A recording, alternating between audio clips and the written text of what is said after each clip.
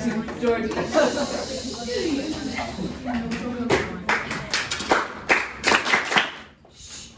listen, we are going over 6 through 12 right now. Tonight, you need to work on 13 through 18. So if you want to check your original test to see which one of those you got correct, go for it. Maybe you only need to redo 2 or 3 of the problems, that's great. But I need to see your work from the original test that you got correct, and your work from any of the questions, girls in the back, any of the questions that you got wrong. So any way you slice it, you need to show me questions 13 through 18 tomorrow to get 2 leggy tags. Yeah. So do we have to write down any notes today? What? Do we have to write any notes today? Because you already wrote down the 16. Good question.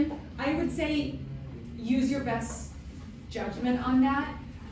If it were me, I would probably like write some notes just because like the more you write, it's almost like inscribing it into your mind as you write. It helps you concentrate, helps you focus.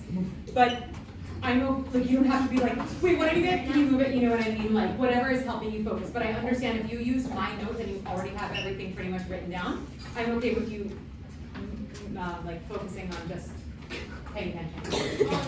Thursday, I'm going to be here, so do you want to do 19 or 28 and show you Wednesday? Either that, or you can show me the 23rd to 28th on Mondays. Okay. Miss like, Yeah. so it's half a day on Thursday and we don't have school Friday. I thought we didn't have school Monday too. We have school on Monday. Oh, we do? Yeah. Okay, so I may or may not give extra leggy tags while we are working today. If I do, I'll probably just let you know and then just write your name on it and throw it in here to save the whole like getting up and doing all the things. Okay? So the first one we're gonna go over is number 6.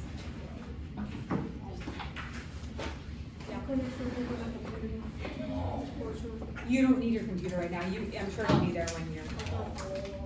That's okay. I have all of my notes, so I'm going to show you my notes as we go. Okay? So number 6 is talking about compound interest. Lily, can you face forward, forward, please?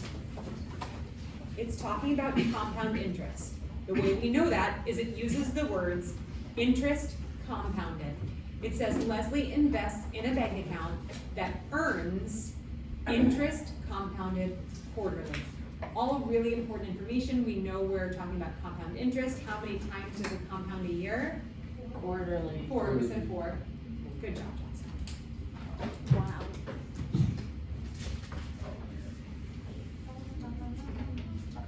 All right. So we know that it compounds 4 times a year, and then it goes ahead and it gives us an expression. This is a little wacky because usually it gives us the information about the investment and then makes us do the expression, but it's giving us the expression and then wants us to kind of detangle what's going on here or interpret the expression and fill in these questions. So I'm going to first teach this the short way, and then if you would like further explanation, I can go a little bit deeper into it like I did in the notes. The expression says 500 times 1.026 to the 4t power. That can be used to find the account balance in t years, which means however many years into the future you want to know what the account would be worth. That's the number that you would plug in for t. Like let's say you want to know how much will it be worth in 10 years. You plug in 10 for t. How much will it be worth in 18 years? Put 18 for T.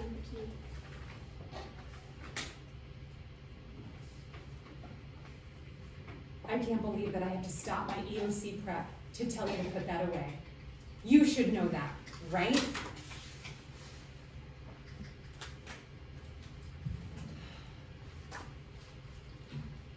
It's just very hard because I'm trying really hard to get everybody prepared. So having to stop to talk to you about something so ridiculous is very frustrating. Okay. What was the initial investment? Now, let's review something really quick. I wrote this in my notes. It's also on your EOC reference sheet. We have the equation for compound interest. It looks really complicated. I wish there was a way to know what all of these stand for. Oh wait, there is. And it's also on your EOC reference sheet. So you don't have to memorize the way this looks. You don't even have to memorize what the variables stand for. You just have to understand what they mean.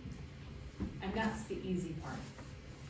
So A stands for the final amount. Notice how A is by itself, because normally when we are solving a compound interest problem, we take all of our information about the investment, the initial investment, we take our information about what the interest rate is, how much time is passing, how often it's compounded. We calculate all that together to produce a final amount, or to find out how much money is in the account after this number of years, or however much time is passing. That's the final amount. If you have all of your information, you can simply plug all of this, once you fill in your numbers, into your EOC calculator, and it will give you your A, your final amount. Can you plug A equals? No, your EOC calculator will not accept variables, and it will not accept equal signs. You're supposed to know that an EOC calculator gives you what it's equal to. You're not supposed to put an equal sign into it. Okay, just a lot of people don't understand that, so I just want to go through that. Okay, so A is your final amount, or your final answer. P is your principal. When you get a word problem, the chances of them actually using the word principal is very, very low. The chances of them using a different name or expression is very high. They might say something like, her initial deposit, the starting amount, her starting investment, her initial value. So many different ways to say the principal, which is basically the amount of money that you're starting with. So you have this amount of money, you're putting it into the bank or investing it into a company. That is what you start with. That is your principal, and it's always right here. Does everybody understand? Okay. Interest rate is represented by R. So R, obviously for rate, but it's specifically talking about the interest rate. When you are earning compound interest, it's actually a really cool thing, because at a certain rate, whether it's 5%, 10%, 1%, 0.5%, whatever the rate is, it's giving you a portion of your money, your initial investment or your principal. It's giving it to you for doing nothing, just by holding that money in their bank. They're giving it to you, adding it to your principal. Now, the N, which you see in two spots, it's the only letter that you see in two places. The N stands for the number of times it's compounded per year. For example, in this question, it talks about quarterly. How many times a year is that? 4. We said that already. What if it's semi-annually? 2. Very good. What if it's monthly? 12. What if it's bi-monthly? 24. 6. Lily, very good. Bi-monthly means every 2 months, which would be 6 times in a year. What if it's weekly? 52. 52. Good job, Jack. Okay, ready for a hard one? Yes. Did you say baby? I got you. Which is what? Oh, yeah. Minutely. It gets compounded minutely. I know for a day. 600 minutes. I know for a day. What? She I know just said it. Oh. 1,400. No, what about seconds? Just A kidding. lot. Okay, what about biannually? That's half of it per year. Very good.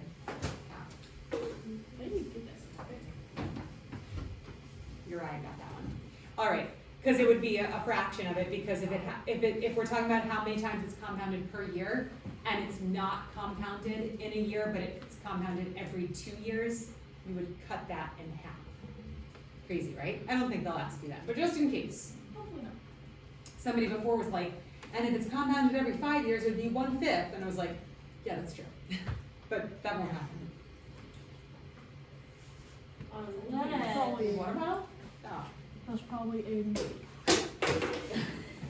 Okay, so now we understand this formula, right? Now, do you need to fully understand all of this in order to answer this question? Probably not, but it's really good for the other questions, and compound interest is just gonna show up like nothing else on that EOC, okay? So I want you guys to see compound interest and be like, oh, this is so easy. I know the formula because you have the formula on your reference sheet.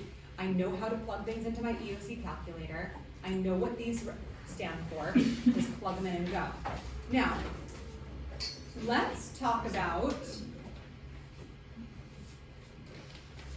specifically what it says. Oops.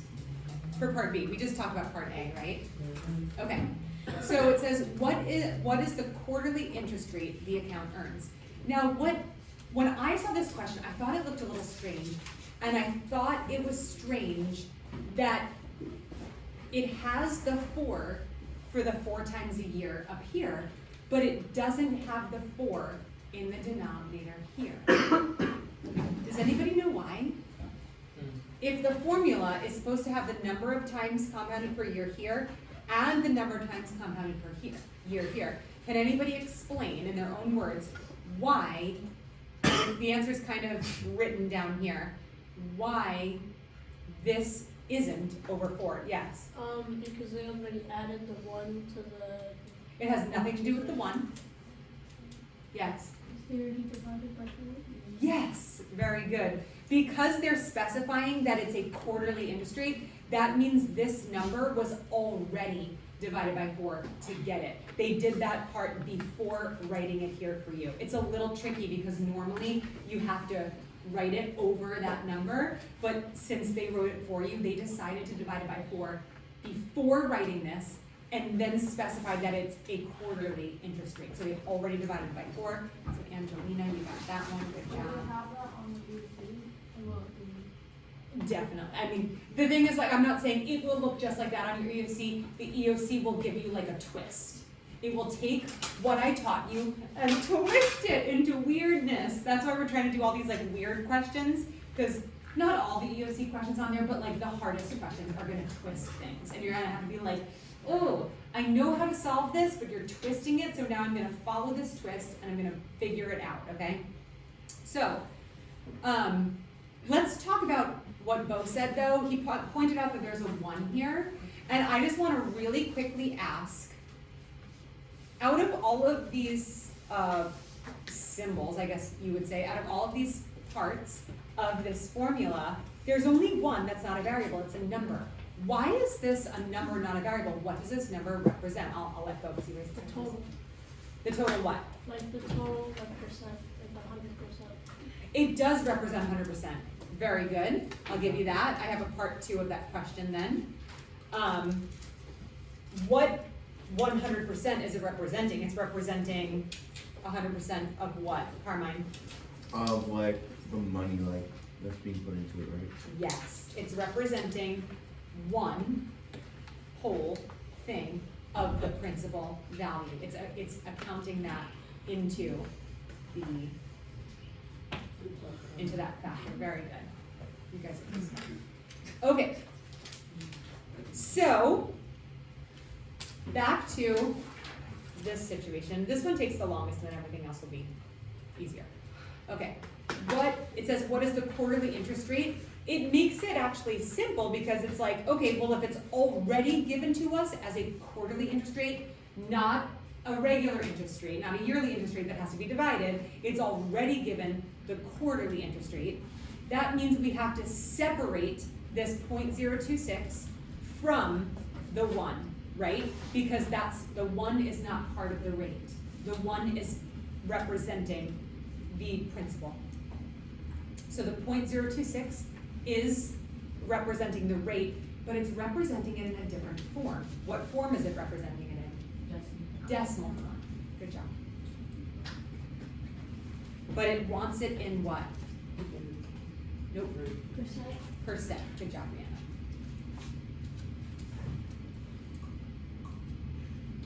I'm being way more generous with you guys than I were with my other classes. Just so you know. Shouldn't have said that on camera. Because they're smarter. Oh, no, It's because I'm too. Nice. There you go. And we're your favorite. And because I'm very poor. Well, I will be after this is over. Okay, Yay.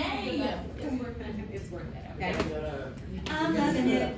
Okay, so if it's asking for the quarterly rate, we take that decimal point 026 and we move that decimal 2 places to the right to represent it as a percent 2.6. You guys good? Yes, I. C. If you are just not really understanding what compound interest is or how it, the difference between compound interest and simple interest, please make sure you read over my notes because I write like a whole story about this woman named Donna that I just totally made up. Anybody read that story about Donna? Yes. I tried to. Holy cow. That's what I wrote down. Yeah, we spent an hour almost talking about Donna, right? Okay. Yay, an easy one. Number 7 is easy. You better all get number 7 right. I promise you that on your EOC, it is going to talk about a line on a graph. I've never seen an EOC test, I guarantee you, because I know the standards. And it wants you to know how to come up with an equation of a line that is perpendicular to a given line. Meaning a line that they give you, and then they say, take this line that we give you and create a line that's perpendicular to it. And you're gonna be like, maybe I can draw it on the graph and then I can get my ruler out and I know perpendicular lines look like this. No. Yeah, you can try that, but good luck, okay? There's a mathematical way to do it. When I say the word perpendicular, and I'm talking about a perpendicular line on a graph, you should think of 2 words. I'm gonna call on Jack because he had his hand up first. Reciprocal. That's 1 word! Oh. Opposite reciprocal, very good. I mean, I still said reciprocal. Yeah, but. It still means the same thing. Opposite reciprocal. Opposite is the opposite. If you do the reciprocal, you'll get it wrong, Jack. If you do the reciprocal, you'll get choice A, and that will be wrong. Yeah, buddy. And you will fail. I'm just kidding. You will get it right. All right. And I blame my dad. He still. We're getting out of hand. Only Mrs. Legs got allowed to crack jokes. We're allowed to laugh and then move on. All right. So, opposite reciprocal means take the slope, flip it, and negate it, or give the opposite sign. If it's positive, it's going to become negative. If it were a negative, it would become positive. The 3/4 flips and becomes 4/3, and then again, the positive become a negative, giving us a negative 4/3 slope. And the beauty of this question, hopefully your EOC will give you an easy question like this, where it gives you 4 choices that have all different slopes. Bada bing, bada boom, you've already found the answer, and you don't even have to worry about what your y-intercept is of that. However, if I know the EOC, and I don't really because I've never seen one, but if I know what kinds of questions they ask you, they'll probably give you a question where they actually ask you to write the entire line. So you're going to have to figure out, Lily, if you could put that away and not whisper while I'm teaching, that would be amazing.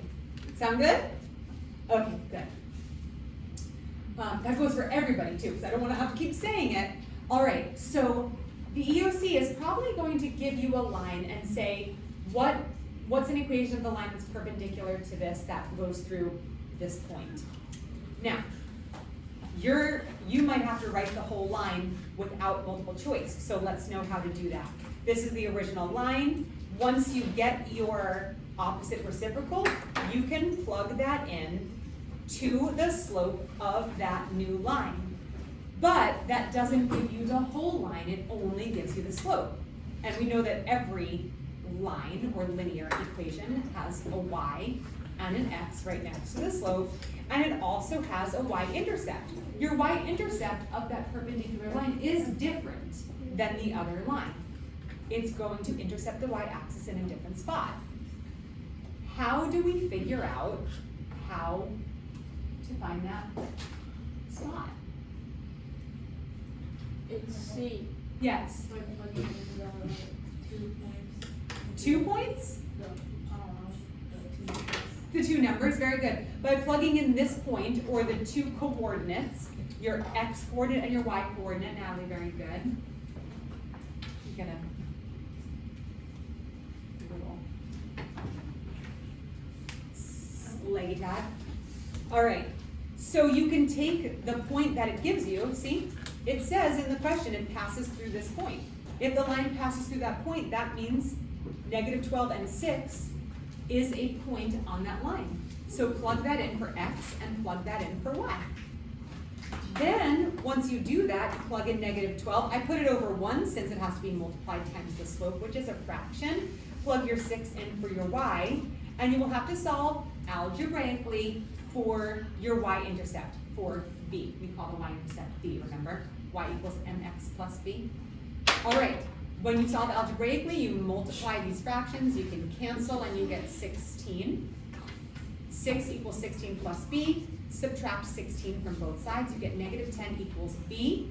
That is on the equation in that answer.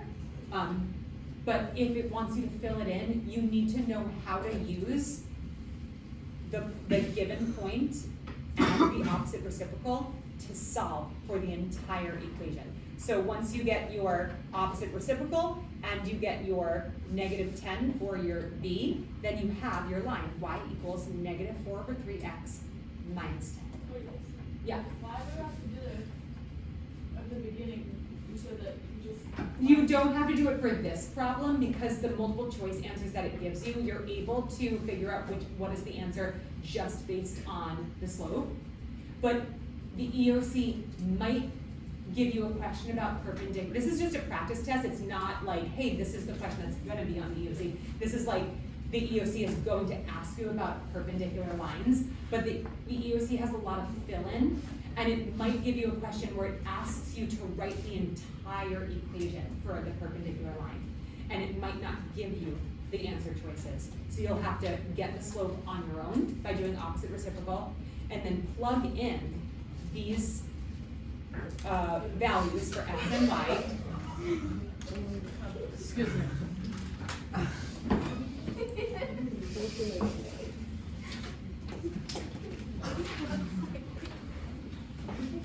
All right, number 8. Another compound interest problem. Honestly, I found this one to be confusing. The part A is not. The part A is very simple. It gives you, first of all, this part is a little confusing because we have our formula for compound interest as A equals the P times all the stuff. Now it's saying that they're going to let the money in the account. Are we drawing and passing the drawing? Is that what we're doing? We should just put it in your bag. I just don't think it's really supposed to happen during class time, right? Yeah. Maybe you could rip things out and give them to her after we dismiss. So, we usually call this A. They're specifying that they would like to call this function B of t. They're saying write a function for the amount of money in the account B. They don't want it to be called A, they want it to be called B. I don't know why, because they always twist, right? So B of t is the same thing as A, your final amount. T is representing the number of months, so after T months, with an initial deposit of $100. So boom, easiest part to fill in. They give you Jack, stay awake, an initial deposit of 100, plug it in right there where your P principal goes. Are you with me? Over here, now again, we're missing that over n part, right? But because this is another question that already accounts for the compounding, because it's giving you the time in months. So it's already accounting for how many times it's being compounded. In this case, you don't need to put it over n or multiply the exponent times n, because they're giving you the information in those terms. They're not saying it's compounded 12 times a year, how many over 16 years. They're giving it to you in months. The time is already in months, so you don't need. If it gives you the time, then you don't put it over. Well, it depends. If they give you the time, like, they're like, it compounds quarterly, how much will be worth in 10 years, then you do need to do 4 times 10. But what they're saying here is they're not asking right now, they're not asking for, over the course of like 20 years or anything like that. They're just saying T months. So we're just gonna leave it like that for now. And it writes it just like that. Now, so the rate is 0.2%.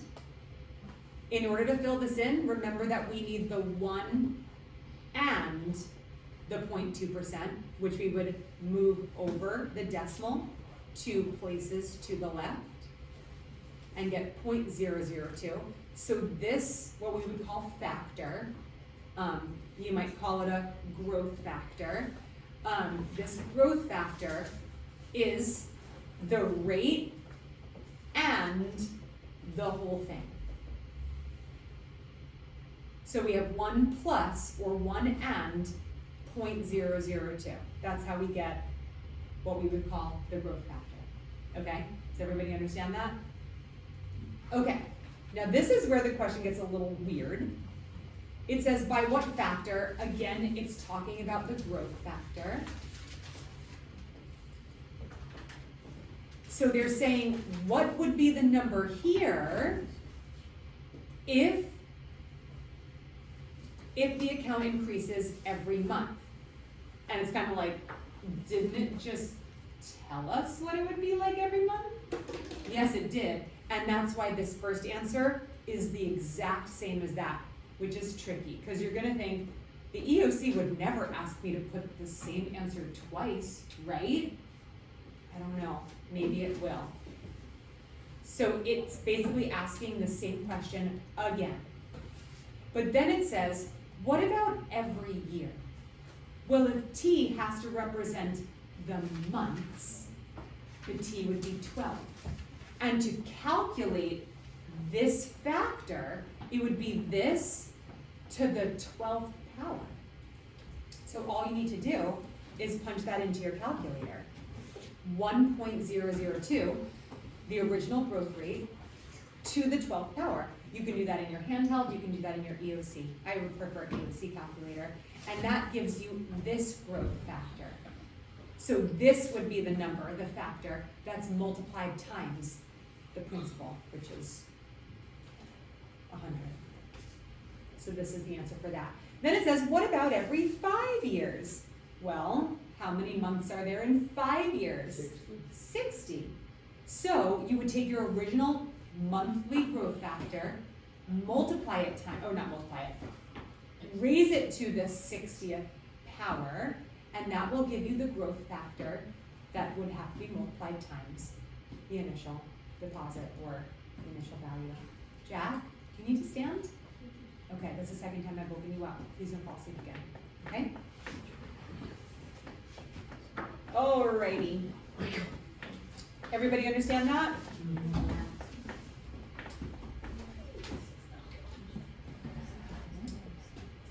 Number 9, we're actually doing well, okay. Number 9.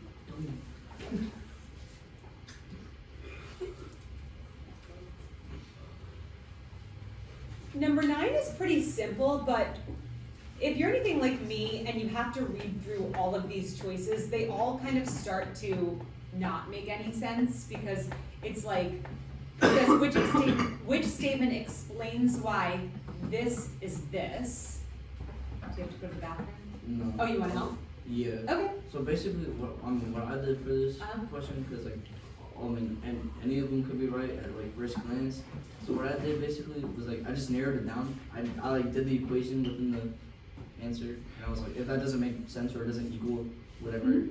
it's That's a like- great strategy. I just narrowed it. Yep, I think that's a really good, you kind of take it one step at a time. Instead of trying to answer the question, you basically take your answer choices and decide which ones are true and answer this or explain this, and which ones are not true or don't explain it. Now, you might get something that's true, like it might say, because 2 + 2 = 4. Well, 2 + 2 does equal 4, but does that explain this? So either you're going to eliminate it because it's not true, or because it's true but doesn't explain that. You can go. All right, so that's a really good strategy, and I can summarize it by connecting how 6 to the half power is equal to the square root of 6, or radical 6. And I will explain why choice C proves it. We learned in a lesson a long time ago that any number that you can write as a radical can also be written as the number to the half power. We learned that, right? We learned that if you see a number written to the half power, that means you can also write it as a square root, right? Yeah. What I'm gonna do is I'm gonna set 6 to the 1/2 power equal to the square root of 6. That's what I did. 6 to the 1/2 power, don't worry about this right now. 6 to the 1/2 power equals the square root of 6. Then I said, okay, well, in order to basically undo what's happening to 6, 6 is being raised to the half power. If I want to cancel out that half power, I'll have to raise it to the second power, because then I can multiply these and it will cancel out to 6 to the 1, or 6. If I want to cancel out that 6 is being square rooted, then I can raise it to the second power, because the square root of 6 times itself is the square root of 36. The square root of 6 times 6, which is 36. The square root of 36 is 6. So just by raising each of these to the second power, this one canceled out the 1/2 exponent and made it just 6. This one freed it from its radical cage. Yeah. If it's radical 6 times radical 6 would be 4 times 3. Or No, it would be never radical. mind. Yeah, you were thinking dividing. Okay. And none of the other choices make sense, so they can't be true.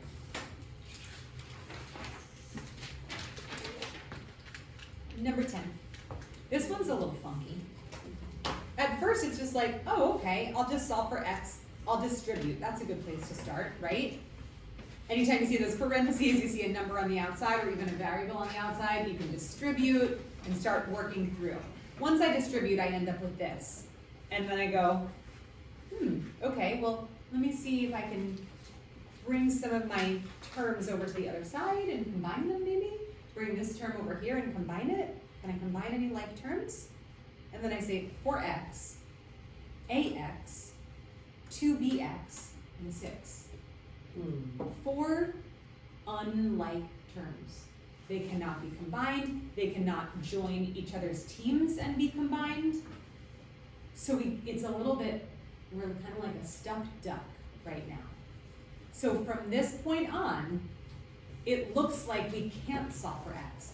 How can we get x by itself if it's in 3 different spots and they can't be combined? Yes. You subtract 2bx from, And why would we want to do that?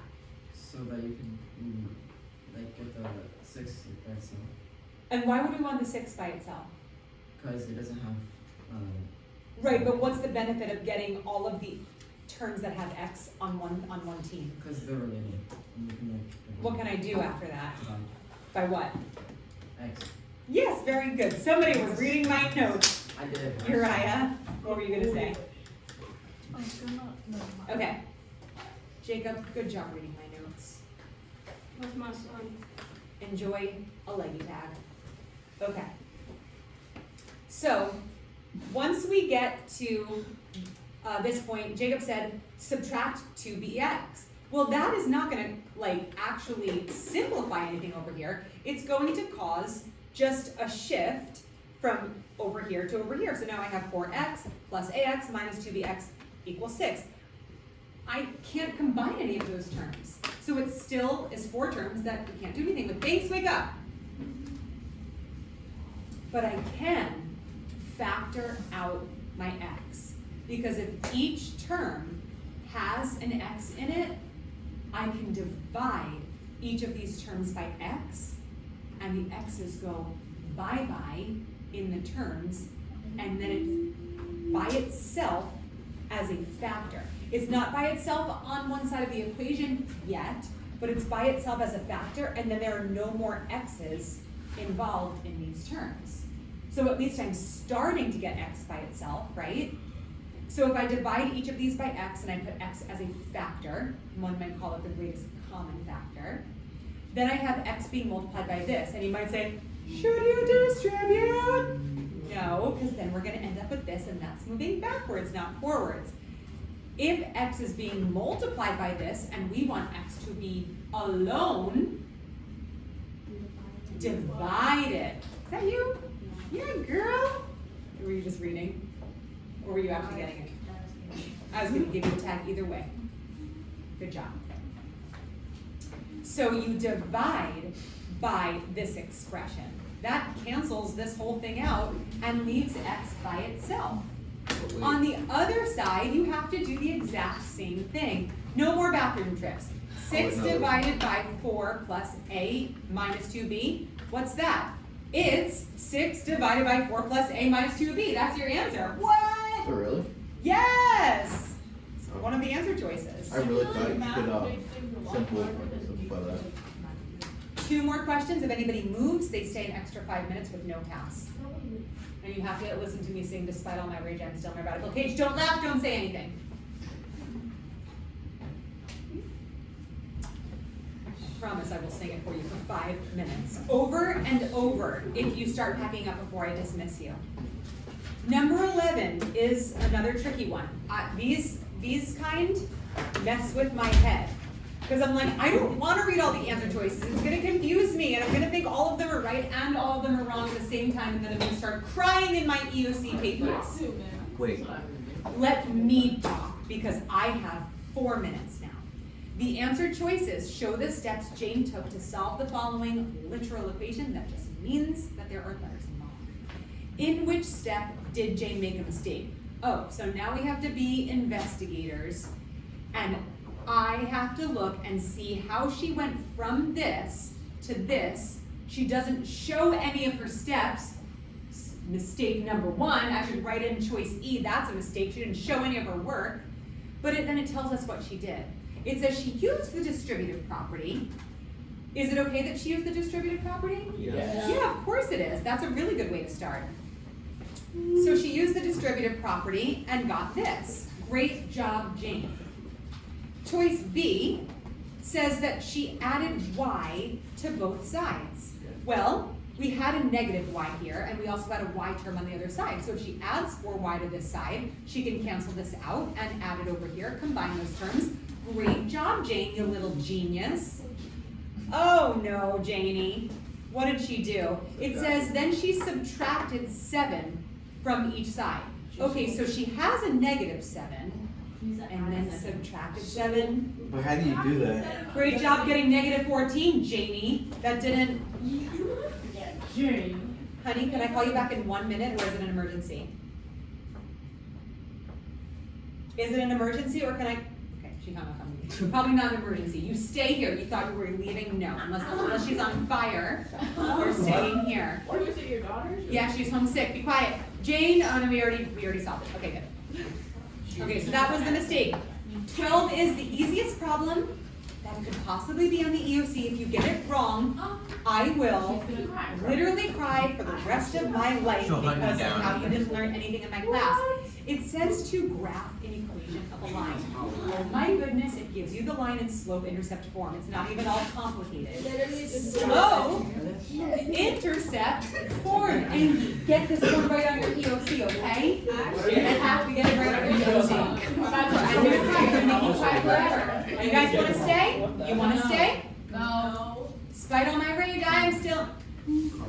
It gives you the y-intercept, Andy. What else does it give you in slope-intercept form? Shh, Andy. What else does it give you in slope-intercept form? Yes, very good. Because you're on your way to get a McDonald's. Oh, we're talking up? Are we crumpling up papers? I can't wait to sing for you later. Okay, so we have in -6, that is our y-intercept. How do you plot a y-intercept? You go to the y-axis, you find your -6, and you make a point. You get the point? Yeah. Then, how do you graph your second point? Yes, Carmine? Rise over run. Rise over run, you take your slope, you go up 1 and over 2. When you make a point, then you connect the dots and you make a line. If you get it right, you're doing fine. You guys can go.